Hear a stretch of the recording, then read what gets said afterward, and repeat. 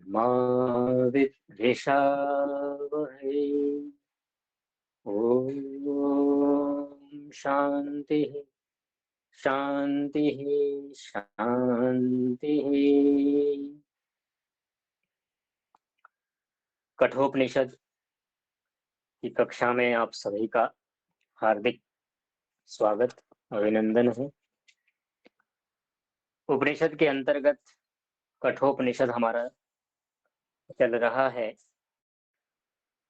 कठोपनिषद में भी द्वितीय वल्ली आप लोग निकाल लीजिए। द्वितीय वल्ली में श्लोक संख्या 12 चलेगा। पीछे के श्लोकों में हमने विचार किया था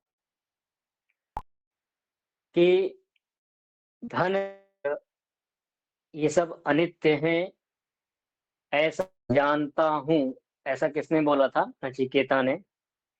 यमाचार्य ने बोला था कि नचिकेता को समझाते हुए, उसको बताते हुए कि मैं यह जानता हूं कि सब कुछ संसार में जो विद्यमान धन ऐश्वर्य हैं अनित्य हैं।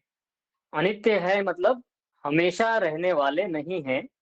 इस प्रकार और अनित्य धनादि ऐश्वर्यों से निश्चय वह जो निश्चल ब्रह्म है वो कभी प्राप्त नहीं होता है। साधन के रूप में इनका प्रयोग तो होता है लोक व्यवहार में, लेकिन सीधा सीधा ये कारण बनते हो ईश्वर की प्राप्ति में, ऐसा नहीं होता है। इसलिए धन आदि ऐश्वर्य की इच्छा से रहित होकर अग्निहोत्र आदि वैदिक कर्मों का अनुष्ठान करने के बाद नचिकेता को यह उपदेश दिया कि इस प्रकार से कर्मों का अनुष्ठान करते हुए और मैंने अनित्य द्रव्यों के द्वारा नित्य को प्राप्त किया, यानी कि अनित्य साधनों को लेकर के परंपरा से, यानी इनडायरेक्ट, डायरेक्ट नहीं, परंपरा से हमने ब्रह्म को जाना है, ब्रह्म को प्राप्त किया है। अनित्य ही द्रव्य ही नित्यम, है ना। अनित्य पदार्थों से हमने नित्य को प्राप्त किया है। और उसके आगे बोला कि हे नचिकेता, तुमने 11 नंबर के श्लोक में कि तुमने कामनावश संसारिक जितने भी पदार्थ थे भोग के रूप में, इन सब का तुमने त्याग कर दिया। जो लुभाने वाले पदार्थ थे उनको छोड़ करके तुमने नित्य पदार्थ को चुना है, धर्म को चुना है, अध्यात्म को चुना है। उसके लिए कहते हैं कि संसार के भोग कामना आदि जिनका इस श्लोक में वर्णन है, ये कैसे हैं? सामयिक अल्पकालिक हैं, हमेशा रहने वाला नहीं है। जैसे कि मौसम बदलता रहता है, हर समय ऋतुएं बदलती रहती हैं, एक जैसा मौसम नहीं होता है। और एक जैसी चित्त की स्थिति भी हमारी नहीं होती। कभी हम राग से युक्त होते हैं, कभी द्वेष से युक्त होते हैं, कभी हेलो, क्रोध से होते हैं आपने युक्त, मुझे ये फोटो किस लिए कभी भेजा है? काम, कभी कुछ और भी चीजें होती हैं जो मन की हमारी भावनाएं होती हैं, वो उसमें भी परिवर्तन होता रहता है। तो इस तरह से जब हम देखते हैं तो सांसारिक वस्तु बदल रही है, परिवर्तित हो रही है, एक एक जैसी नहीं है, स्थिर नहीं है वो। ये सब कुछ अल्पकालिक है, परंतु जो ब्रह्म प्राप्ति का, ईश्वर प्राप्ति का जो सुख है, जो आनंद है, वो कैसा है? चिरकालिक, लंबे समय तक रहने वाला। कुछ भी है यहाँ, जो कुछ भी हम कुछ सुनते हैं, कुछ खाते हैं, कुछ पीते हैं, कुछ अच्छी बातों को सुनते हैं तो हमें लगता है कि बहुत अच्छी बात है, हमें सुनते रहना चाहिए, बहुत अच्छा लगता है। लेकिन क्या ये लगातार चलता है? कुछ देर बाद बंद हो जाता है। अगर किसी की बातें हमें अच्छी नहीं है,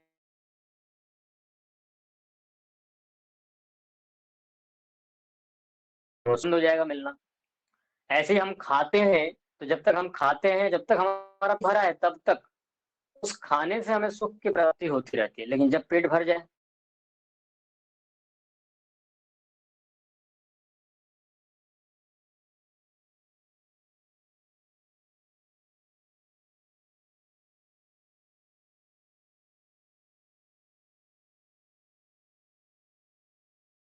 रुकावट देखी जाती है, बाधा देखी जाती है ना। इसी बाधा को ही तो योग दर्शन में कहा गया है ना, परिणाम, ताप, संस्कार, दुख, गुण वृत्ति विरोध। गुण वृत्ति विरोध के दुख दुख के विषय में मैंने आपको क्या बताया था? गुणों का जो स्वभाव होता है आपस में परस्पर विरोधी होता है।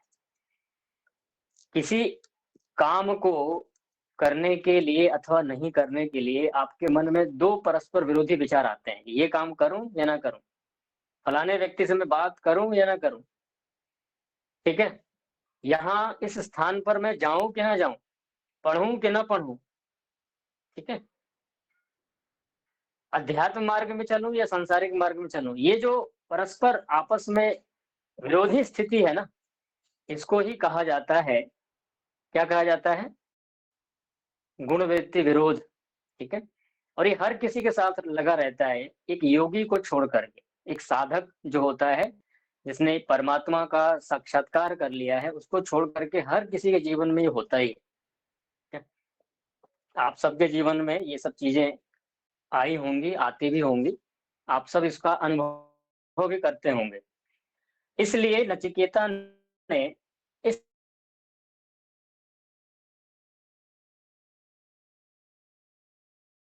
दूसरे के लिए शाश्वत है उसको चुना, ठीक है, जो हमेशा रहने वाला है, जो कभी बदलेगा नहीं, उस स्थायी चीज को चुना है। अब आगे कहते हैं, आगे बताएंगे कि यमाचार्य नचिकेता के तीसरे वरदान के रूप में पूछे गए आत्म तत्व का अब निर्देश करने जा रहे हैं।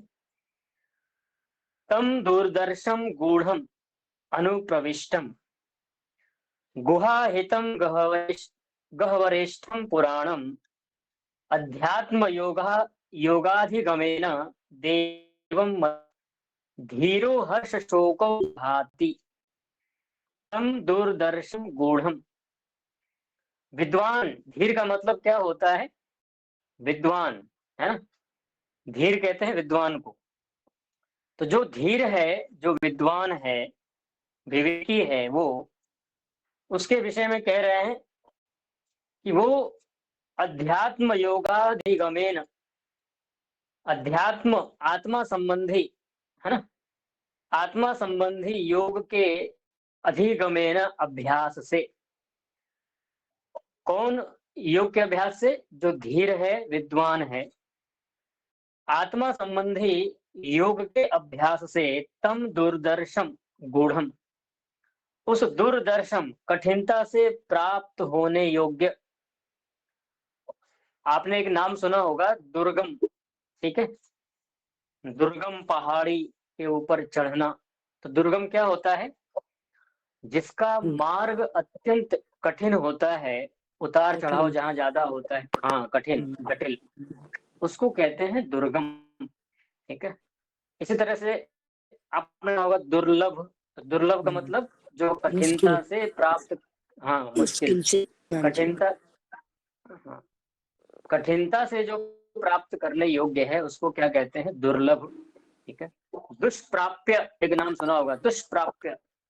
माइक बंद कर लीजिए माता जी, ध्वनि आ रही है। हाँ जी, हाँ जी, कर। तो हाँ, जो अत्यंत कठिनता से प्राप्त होने योग्य है उसको दुष्प्राप्य कहा जाता है ना, दुर्लभ, दुर्गम, ठीक है। उसी तरह से यहाँ पर लिखा है दूरदर्शम, जो बड़े ही कठिन जाना जाता है। दर्शन का मतलब होता है जानना, देखना। जो बड़ी ही कठिनता से जानने योग्य है, देखने योग्य है। गूढ़म, जो सूक्ष्म है। सूक्ष्म जो पदार्थ होते हैं ना, क्या उसको आसानी से हम देख सकते हैं? नहीं देख सकते उसको। उसको जानने के लिए, समझने के लिए बहुत मेहनत करनी पड़ती है, जो आंखों से दिखता नहीं है। अनुप्रविष्टम, अनुप्रविष्टम का मतलब होता है अंतःकरण और आत्मा में व्यापक। परमात्मा कैसा है, तो उसके बारे में कहा कि एक तो वो दूरदर्शन है, ठीक है? आसानी से प्राप्त होने योग्य नहीं होता है, और एक विशेषण दिया सूक्ष्म, ठीक है? गूढ़म उसको कहा गया है, अत्यंत गूढ़ है।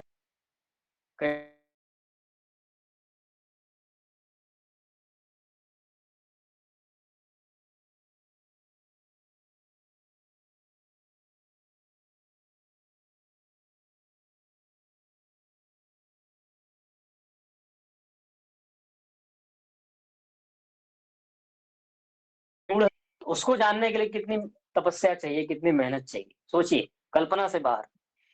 लेकिन असंभव नहीं है, इसका मतलब ये नहीं है कि किसी ने प्राप्त नहीं किया है। बड़े बड़े महान ऋषियों ने इस दुर्गम, अत्यंत गूढ़, सूक्ष्म परमात्मा को जाना है, प्राप्त किया है। इसलिए असंभव तो नहीं है, लेकिन हाँ, कठिन, थोड़ा आसान नहीं है।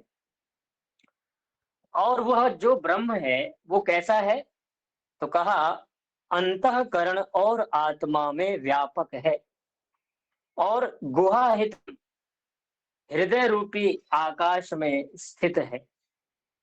हृदय आकाश कहाँ है आपको पता है? स्वामी जी ने क्या लिखा है? कंठ से नीचे, नाभि से ऊपर, ठीक है, सीने के मध्य में, दोनों स्तनों के बीच में जो स्थान है, वहां पर ब्रह्म की स्थिति मानी जाती है, ठीक है? हृदय आकाश कहा जाता है अंदर।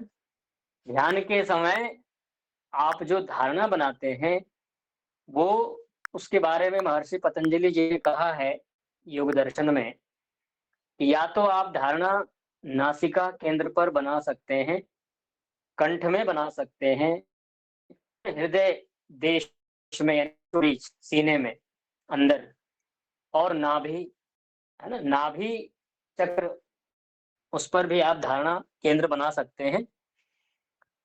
तो उस जी स्वामी जी। हृदय रूपी हृदय मस्तिष्क रूपी हाँ जी, हृदय रूपी आकाश में स्थित गहवरेष्ठम, ठीक है, अभी देखिए कोशिश ऊपर करता हूँ ज्वाइन कहा करने की। मतलब टाइम क्या है, एक तो मैंने दूरदर्शन, आपका मैसेज ना अभी देखा है। कठिनता से प्राप्त होने योग्य, एक बार उसी ना आप मुझे बात को टाइम कहने, टेबल बता दीजिए तो वो ज़्यादा बेहतर रहेगा।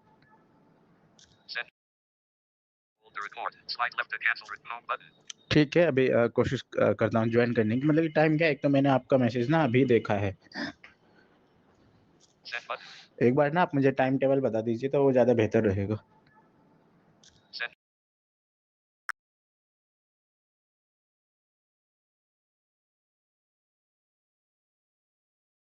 ईश्वर के संबंध में ऐसा अर्थ नहीं लिया जाएगा। दुष्प्राप्य का अर्थ ये लेंगे हम, जो कठिनता से जानने योग्य है ना, प्राप्त करने योग्य है। गुहा, है ना, गुहा, गुहा किसको कहते हैं? जो छिपी हुई, छिपा हुआ जो स्थान होता है ना, उसको गुहा कहते हैं। जैसे गुफा होते हैं ना, इसमें अंदर जा करके लोग छिप जाते थे पहले के टाइम में। गुफा, जब बड़ी बड़ी लड़ाइयां होती थी ना आपस में, तो हर व्यक्ति एक गुफा ढूंढ कर रखता था कि उस गुफा में हम छिप जाएंगे जा करके। कृष्ण जी ने किसको मारा था? काल यवन, नाम सुना है ना, यवन, काल यवन नाम के किसी,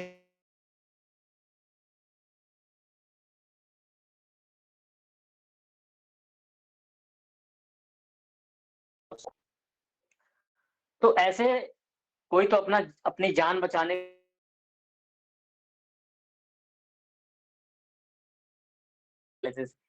तो भीतर भी एक गुफा यानी गुहा है, जिसमें परमात्मा की स्थिति है। लेकिन अब ये सुन करके आपके मन में ये संदेह नहीं होना चाहिए कि क्या परमात्मा केवल हृदय रूपी गुफा में ही है? परमात्मा को तो सर्वव्यापक कहा जाता है, ठीक है? ये आपके मन में सवाल आना स्वाभाविक है ना? तो इसका समाधान मैं आपको पहले ही दे देता हूं। यद्यपि ईश्वर सर्वव्यापक तो है, हर एक वस्तु में है वो, छोटी से छोटी वस्तु में है, बड़ी से बड़ी वस्तु में है, इसमें कोई संदेह नहीं है। लेकिन यहाँ पर जो कहा जा रहा है कि शरीर के अंदर हमें ईश्वर प्राप्त होगा कहाँ? हम ईश्वर का ध्यान कहाँ करेंगे? अगर हमें आपसे मिलना है तो आप जहाँ रहते हैं वहीं हमें आना पड़ेगा, अथवा आपको हमसे मिलना है जहाँ मैं रहता हूँ वहाँ आना पड़ेगा, ठीक है? तो ऐसे ही ईश्वर तो हर जगह है, लेकिन हम नहीं है हर जगह ना, हम कहाँ हैं? हम शरीर के एक किसी एक स्थान पर हैं, तो जहाँ हम हैं, वहीं परमात्मा है, तो जहाँ दोनों रहते हैं, वहीं वहीं ईश्वर का ध्यान होगा, वहीं ईश्वर की प्राप्ति होगी, ठीक है? जैसे अभी कुछ दिन पहले मैंने एक प्रसंग उठाया था ना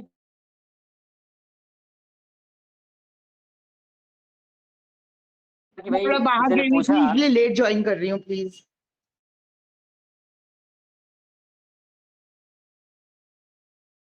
तो प्रसंग ये था कि भाई भगवान जो व्यापक है, तो वो तो पत्थर में भी है ना, तो पत्थर में की पूजा ना करें, पत्थर में भी जब है तो उसको पूजने में दिक्कत कहाँ है? तो इसका उत्तर दिया था, आपको याद होगा। इसका उत्तर क्या था कि पत्थर में भगवान तो है, लेकिन पत्थर में हम नहीं है ना, ठीक है?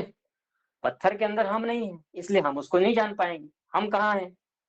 हम हैं शरीर के अंदर, हृदय के अंदर, वहीं भगवान भी है, तो जहाँ दोनों रहते हैं वहीं आपका मिलन हो जाएगा।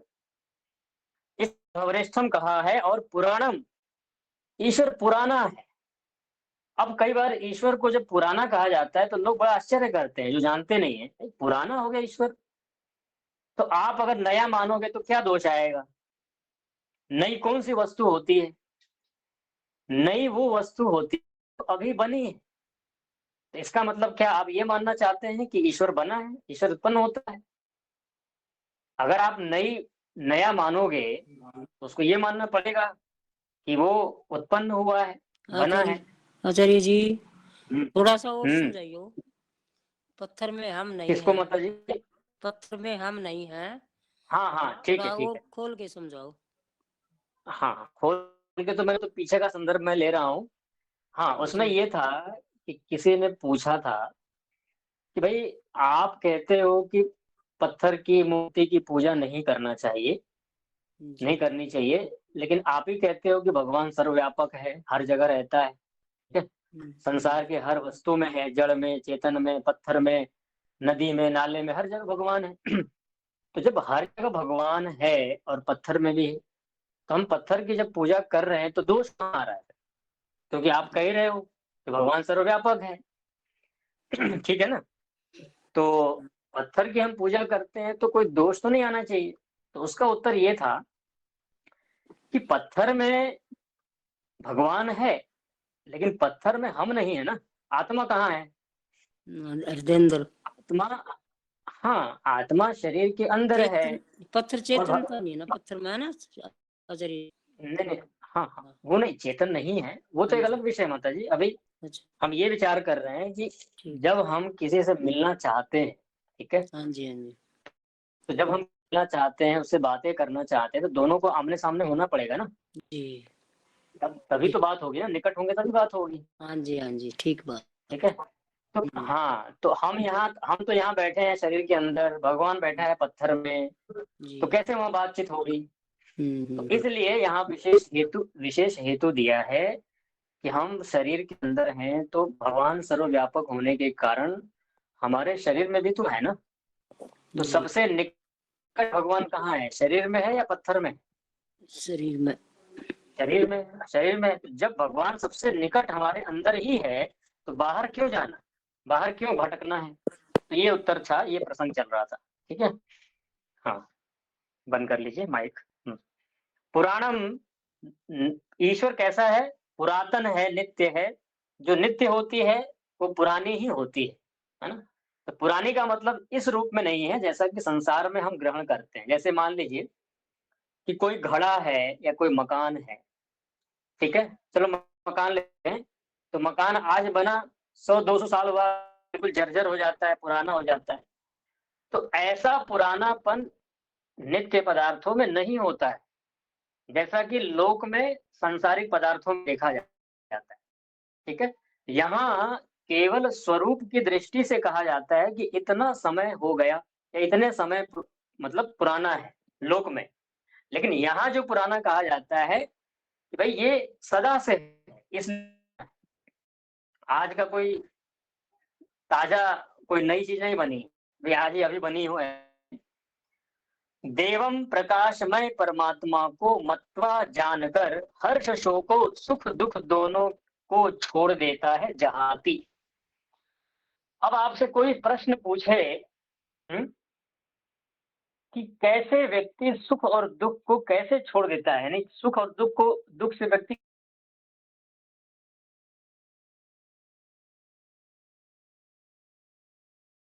का अभ्यास करके उस कठिनता से जानने योग्य ब्रह्म को अच्छी प्रकार से जानकर जो कि नित्य है, वो व्यक्ति सुख और दुख को सांसारिक छोड़ देता है। तो वो व्यक्ति इस सांसारिक बदलने वाले दुखों को सुखों को छोड़ करके नित्य को प्राप्त कर लेता है। अगले सूत्र में कहते हैं एतत् श्रुत्वा संपरिगृह्य मर्त्यः प्रबृह्य धर्म्यम अणुम एताम आप्य स मोदते मोदनीयम हि लब्ध्वा विवृतम सद्म। ठीक है, नचिकेत सम्मन्ये। ये कह रहे हैं कि मनुष्य जो है, मर्त्य कहते हैं मनुष्य, ठीक है, मनुष्य एतत् धर्म्यम, इस धर्म से सिद्ध होने योग्य आत्मा को, मनुष्य क्या है, धर्म से, जो धर्म मनुष्य है, धर्म से सिद्ध होने योग्य आत्मा को श्रुत्वा, सुन करके, और संपरिगृह्य, अच्छी प्रकार ग्रहण, और प्रबृह्य, बारंबार अभ्यास करके। देखिए एक बात तो ये कहा कि जो मनुष्य है वो धर्म से सिद्ध होने योग्य आत्मा को सुनता है पहले, है ना, जैसे अभी आप लोग सुन रहे हैं ना, सुन भी रहे हैं और पढ़ भी रहे हैं, तो इसको हम क्या कहते हैं, श्रवण, सुनना। सुनकर और संपरिगृह्य, अच्छी प्रकार ग्रहण, और प्रबृह्य, बारंबार अभ्यास करके। जो लोग विलंब से जुड़ते हैं, कृपया निवेदन है, कोशिश आपकी ये रहनी चाहिए कि कक्षा यदि 8 बजे का है तो 5 मिनट पहले जुड़ना है, आधा घंटा बाद में मत जुड़े आप, नहीं तो आपको कारण बताओ नोटिस जारी करना पड़ेगा। ठीक है, आपको पड़ेगा कि हम इस कारण से विलंब से जुड़े हैं। व्हाट्सएप पर लिख करके आप बता दीजिएगा जो लोग विलंब से जुड़े हैं। ठीक है, हम समझते हैं कभी कभी हो जाता है विलंब, वो मैं जानता हूँ, लेकिन ये रूटीन नहीं बने, सूत्र उस कौन बात का सा है? सभी ध्यान रखें। सूत्र कौन सा है? द्वितीय सूत्र वल्ली माता जी का? चल रहा है 13 माता जी 13। अच्छा, तो वो जुड़ी हाँ, द्वितीय वल्ली का 13वां चल रहा है। तो कहने का अभिप्राय ये है कि वो कहीं हमारे रूटीन में ना आ जाए कि चलो क्या होता है 10 मिनट तो विलंब से जुड़ेंगे, 10 मिनट विलंब से जुड़ेंगे, आधा घंटा विलंब से जुड़ेंगे। ठीक है, तो आपको मैं संकेत किया है मैंने, फिर भी करता हूँ मैं बार बार, ये सब चीजों की क्या होती है, इसी प्रकार के संस्कार बन जाते हैं, अभ्यास हो जाता है, आदत बन जाती है। फिर दिमाग में यही सेट हो जाएगा कि हमें कितने बजे जुड़ना है, हमें 8:30 बजे कक्षा में जुड़ना है, जबकि कक्षा का जो समय होता है वो 8 बजे ही होता है। तो मैंने जो ग्रुप में मैं जो डालता हूँ सूचना, उसमें आप ध्यान से पढ़िएगा, उसमें लिखा है कक्षा में जुड़ने का समय 7:55 है। ठीक है, 7:55। तो 7:55 में अगर सब जुड़ जाते हैं तो कक्षा हमारी ठीक 8 बजे शुरू हो जाती है। ठीक है, तो उसी हिसाब से फिर आगे कार्यक्रम चलता है, फिर 9 बजे खत्म हो जाएगा, सारा समाप्त हो जाएगा। तो ध्यान रखिए, समय से जुड़िए, विलंब न हो। आपका, आपके मस्तिष्क में एक अलार्म बजना चाहिए, है ना, 7:30 बजते ही एक अलार्म सेट हो जाए, बजने लगे कि अब हमारा आधा घंटा बचा है, यानी कि आधा घंटा नहीं कहेंगे उसको, 20 मिनट कहेंगे, है ना। 7:30 बजे आपको लगना चाहिए कि अब 20 मिनट बचा है, कक्षा में हमें जुड़ना है। इस चीज को पढ़ना है आपको, ऐसा नहीं कि 2 दिन 4 दिन पढ़ना है फिर नहीं पढ़ना है। तो पढ़ना है तो उसको रूटीन में ले आएंगे हम, समय से का अभ्यास करेंगे।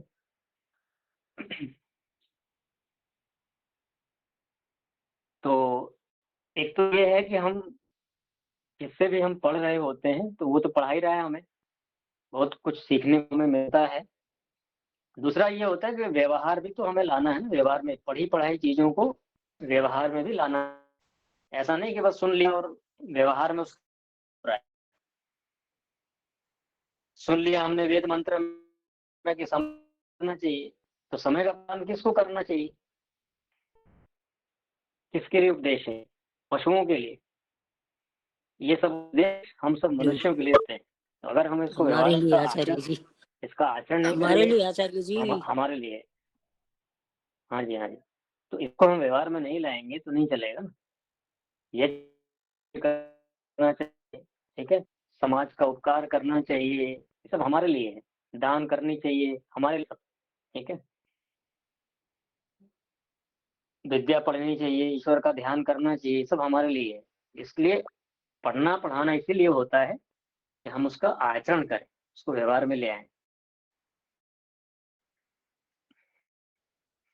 बड़ी बड़ी जो कंपनियां होती है ना जिसमें लोग जॉब करते हैं, तो बहुत स्ट्रिक्ट होते हैं वो लोग कि अगर आप विलम्ब से आएंगे तो आपका डिजिटल क्या होता है, वो डिजिटल सिग्नेचर होता है कुछ टाइम से, तो वो अगर विलम्ब से जुड़े या विलम्ब से गए, उनकी पगार कट जाती है, उसमें से कुछ परसेंटेज कट जाता है, उनकी जो सैलरी मिलती है। तो यहाँ बायोमेट्रिक अटेंडेंस होती है आचार्य जी। हाँ जी, हाँ जी, बायोमेट्रिक, हाँ ठीक है, बायोमेट्रिक अटेंडेंस होती है। तो इस प्रकार से चीजें होती हैं सर, क्योंकि जीवात्मा का स्वभाव है, ध्यान रखिएगा, इस स्वभाव को आपको खुद को पकड़ना है कि वो आलस्य, प्रमाद, इस प्रकार की चीजें ना उसके दिमाग में आज की नहीं है, पिछले न जाने कितने जन्मों की होती हैं। तो अगर इसको बलपूर्वक नहीं हटाया गया तो ये जल्दी जाता नहीं है। और मैं कोई ऐसे आपको नहीं बोल रहा हूँ, इस चीज को हमने खुद अपने जीवन में अनुभव किया है, आज भी हम करते हैं कि अगर इसको आपने अच्छी तरह से जान करके समझ करके नहीं हटाने का प्रयास किया तो ये अपने आप नहीं जाएगा, ध्यान रखिएगा। कुछ भी हो, मैं केवल समय की बात नहीं कर रहा हूँ, और भी चीजें, कुछ भी हो, आप कुछ भी ले सकते हैं, जो भी आपका व्यवहार जुड़ा हुआ है, खाना है, पीना है, सोना है, उठना बैठना, लोगों से बातचीत करना, कुछ भी हो, तो ये जो चीजें होती है ना, ये गहरे संस्कार होते हैं, इतना आसानी से नहीं जाता है। चलिए, तो ध्यान रखें समय का, कृपया निवेदन सभी से करता हूँ, और प्रतिदिन का भी ध्यान रखें कक्षा में जुड़ने का।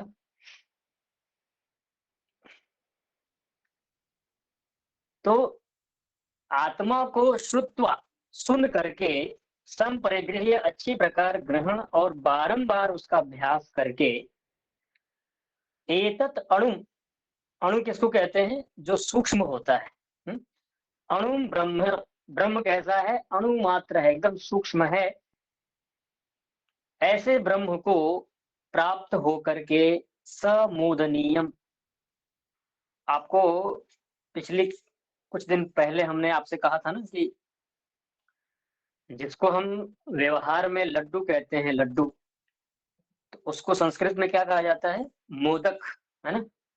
तो मोदक को मोदक क्यों कहा जाता है, क्योंकि मोदक जो शब्द है उसमें एक धातु है मुदहर, लिख लीजिएगा, है ना, मुदहर्षे। हर्ष का मतलब क्या होता है, प्रसन्नता, हर्ष का मतलब होता है खुशी। तो मुद धातु से बना है मोदक, और मोदक का अर्थ होता है लड्डू। तो लड्डू को देख करके आपको, आपके मन में कैसा लगता है, देख के प्रसन्नता होती है ना। बढ़िया मोतीचूर के लड्डू हो, देशी गाय के घी में बनाए गए हो, ड्राई फ्रूट्स डाल करके, उसमें कैसा लगता है, मन में हर्ष होता है, इसीलिए उसको कहा गया है मोदक। और उसी चीज को यहाँ पे कहा गया मोदनीयम। परमात्मा का जो आनंद है वो कैसा है, मोदनीयम, अत्यंत हर्ष उत्पन्न करने वाला, अत्यंत आनंद उत्पन्न करने वाला, ठीक है। आनंद रूप को, ऐसे आनंद रूप ब्रह्म को लवा प्राप्त करके मोदते, व्यक्ति कैसा हो जाता है, आनंद से भर जाता है, ठीक है। ऐसे ब्रह्म को नचिकेतसम, तुझ नचिकेता के प्रति विवृतम सद्म मन्ने, कि तेरे लिए यह द्वार है ना, ईश्वर को प्राप्त करने का जो द्वार है, उसको मैं खुला हुआ मानता हूँ। क्यों नहीं मानेंगे? बिल्कुल मानेंगे। पिता ने अपनी योग्यता आचार्य के समक्ष सिद्ध कर दिया है ना, द्वारा जो प्रलोभन दिया गया था उसमें पास हो गया वो। तो उसको आचार्य कह रहे हैं कि तुझको इस ब्रह्म को, जो कि आनंद स्वरूप है, उसको प्राप्त होने के लिए, उसको प्राप्त करने के लिए मैं तुझे योग्य मानता हूँ, कि तू वास्तव में उसको पाने के योग्य है, तेरे अंदर वो योग्यता है, सामर्थ्य है। ठीक है। तो इसके लिए कहा कि एतत् श्रुत्वा, है ना, संपरिगृह्य। तो यमाचार्य नचिकेता से कहते हैं कि ब्रह्म अत्यंत उत्पत्ति होती है, उसका पालन होता है, प्रलय होता है। उस ब्रह्म को यहाँ पर धर्म शब्द से कहा गया है ना। उस ब्रह्म को श्रवण मनन निधिध्यासन के द्वारा साक्षात्कार कर लेता है तो वो व्यक्ति क्या हो जाता है? आनंद में मग्न हो जाता है। जैसे उदाहरण क्या देंगे इसका, कि ब्रह्म को प्राप्त करके व्यक्ति आनंद में मग्न हो जाता है। कैसे मग्न हो जाता है? उसका लौकिक क्या होगा? जैसे कोई ठंड से कांप रहा हो, खूब हिल रहा हो, है ना, और उसको अचानक से उसको आग मिल जाए, अग्नि मिल जाए, गर्मी, आग की गर्मी मिल जाए, तो उसको कैसा लगता है ना? आग जला करके सर्दियों में आनंद मिलता है। ऐसे ही कोई गर्मी से पीड़ित हो, गर्मी से व्याकुल हो, उसको ठंडक मिल जाए तो उसको कैसा लगता है? कोई बहुत भूखा है, बहुत अधिक भूखा है, और उसको अन्न मिल जाए तो उसको कैसा लगता है? प्यास से व्याकुल है व्यक्ति, उसको शीतल जल प्राप्त हो जाए तो उसको कैसा लगेगा? ये सब लौकिक उदाहरण है। ब्रह्म को प्राप्त करके कैसा लगता है, ये सब एक छोटा सा उदाहरण है लौकिक। ठीक है। कोई प्रेम से बात करता है ना, प्रेम से स्नेह से बात करता है तो कैसा लगता है? आपकी प्रशंसा करे तो अच्छा लगता है, आपके दुख को अपना समझ करके आपसे बात करे, ठीक है, आपको अपना मित्र समझ करके बात करे तो कैसा लगता है? अच्छा लगता है। ठीक है। ये जो अच्छा लगना है, ऐसे ही ईश्वर को जब जान लेते हैं, प्राप्त कर लेते हैं, तो उस स्थिति में भी हमें अत्यंत आनंद की प्राप्ति होती है। आचार्य कहते हैं, नचिकेता, यह प्राप्ति का जो मार्ग है तेरे लिए मैंने खोल दिया है, खुला हुआ है, क्योंकि तुमने सत्य आचरण, संयम और लोभ आदि वृत्तियों का त्याग कर दिया है। इसलिए तुमने ब्रह्म को प्राप्त करने की योग्यता प्राप्त कर ली है। ये जो बात कही गई कौन से मंत्र में कही गई? 13 नंबर में। ठीक है। एतत् श्रुत्वा संपरिगृह्य। आगे चलते हैं।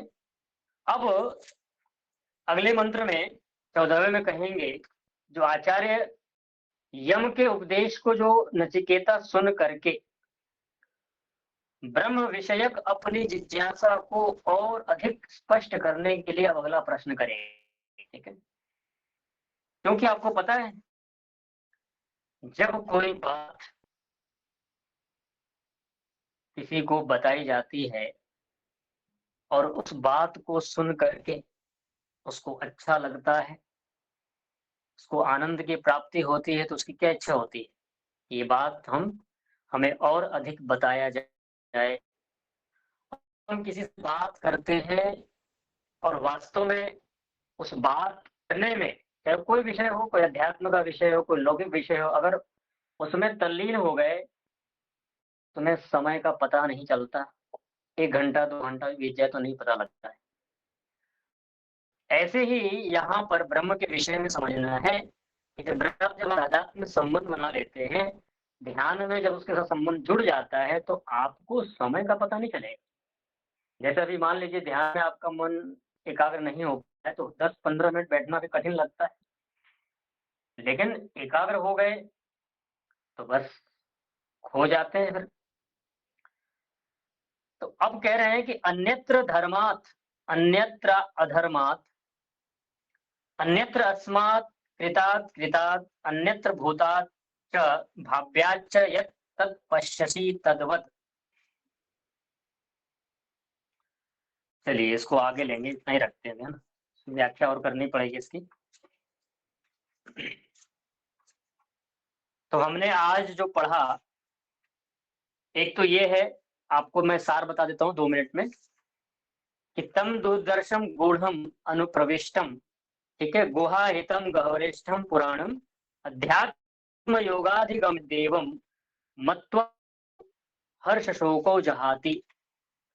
उस दूरदर्शन ब्रह्म को जो कि हमारे हृदय में विराजमान है, उसको प्राप्त करके, ठीक है, व्यक्ति क्या हो जाता है, हर्ष को जहाती, हर्ष और शोक को छोड़ देता है। और अगले मंत्र में बोला कि यह जो मरण धर्म मनुष्य है, यह इस पूर्वोक्त ब्रह्म को अपने गुरुजनों से सुन करके, उस पर विचार करके, चिंतन मनन कर, इस ब्रह्म को प्राप्त हो करके उस आनंद स्वरूप ईश्वर को प्राप्त करके कैसा हो जाता है, आनंदित हो जाता है, ठीक है। और ऐसी स्थिति को यमाचार्य कहते हैं कि हे नचिकेता, तुम्हारे लिए यह मार्ग है, इस मार्ग पर तुम चल सकते हो। प्रसंग वही चल रहा है यमाचार्य नचिकेता का, आगे इसको और देख लेंगे।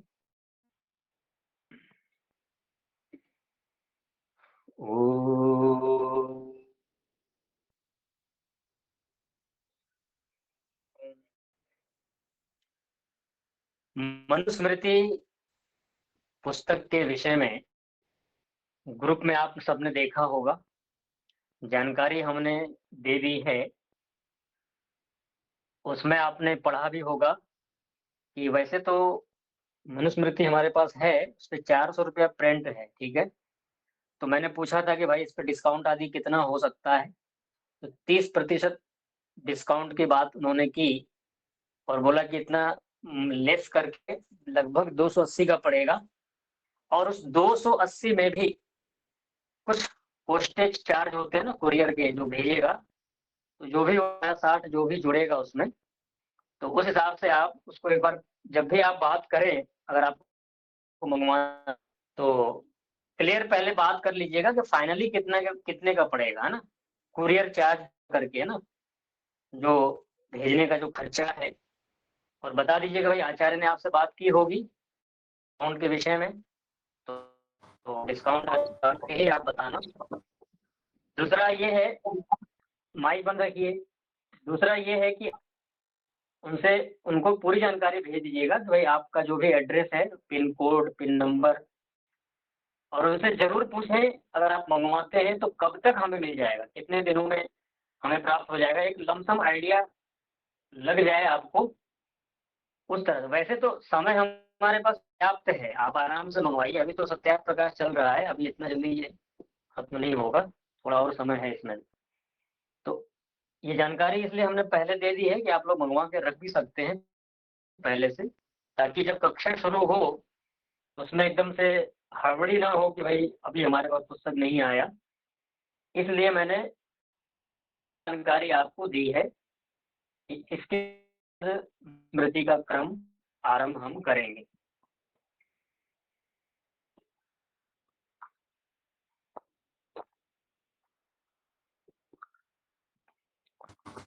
₹70 आचार्य जी इसमें जोड़ने के लिए बोला है उसने, पोस्टेज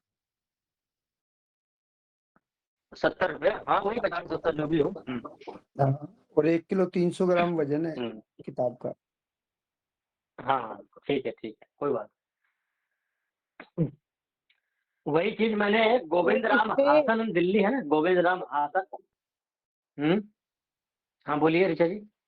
इसमें दूरी का भी तो कुछ कुछ कह रही हैं बताया आप? होगा कि नजदीक जाने का कितना है, दूर का ऐसा भी तो होगा कुछ। नहीं, ऐसा तो कुछ नहीं होना चाहिए, वो तो एक सामान्य सा हाँ, भारत में तो दिल्ली, मुंबई, हरियाणा कहीं मंगवा लो। देखिए, दूरी में क्या होगा 10-5 का ही अंतर आएगा, ज़्यादा कुछ अंतर नहीं आने वाला है, ठीक है? जी आचार्य जी, थोड़ा कुछ होता है और थोड़ा। हाँ, नहीं थोड़ा-सा नहीं होता है। और देखिए आपने हुँ, सिटी से देखिए मैं क्या कह रहा भेजेगा हूँ सर? सुनिए। हुँ। क्या बोल रहे हैं? जी, बोलिए। सिटी से भेजेंगे?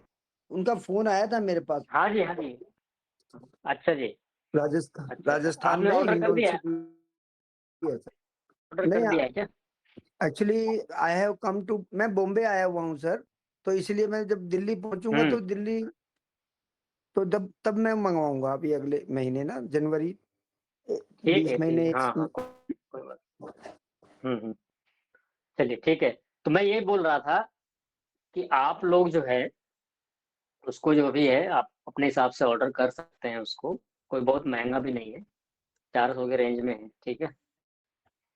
और आचार्य जी, मैंने जो मनुस्मृति मंगाई है वो हुँ, विशुद्ध मनुस्मृति नहीं लिखा हुआ इस पे, तो ये अलग तो नहीं होगी कुछ, उसमें डिफरेंस तो नहीं आएगा? आप एक बार माताजी आप आप एक बार भेजिएगा उसको, उसका फ्रंट कवर और अंदर का, ठीक है? देख लेंगे मैंने उसको। आपको व्यक्तिगत इस हाँ, पे भेजा है फ्रंट वाला तो। फ्रंट का मत भेजिए, अंदर भी भेजिए ना, अंदर 2-4 पेज उसको अच्छी तरह से फ़ोटो खींच अच्छा, करके साफ-सुथरा भेजिए उसको देख क्योंकि हाँ। कीमत ज़्यादा है, इसकी 200 रुपए कीमत है। आचार्य जी, आप इसका पब्लिशर और राइटर भेजना। माताजी पूरा चित्र भेजा हुआ है, उसपे लिखा है ना सुरेंद्र कुमार, पूरा चित्र अच्छा, में अच्छा जी, ग्रुप में भेज दिया ठीक है। है। देख लीजिएगा। ठीक। और आप लोग ग्रुप में सूचनाएँ देखते रहा करें जो भी चलिए करते हैं अभ्यास। कोई भी दिक्कत हो आपको, कोई समस्या आ रही हो तो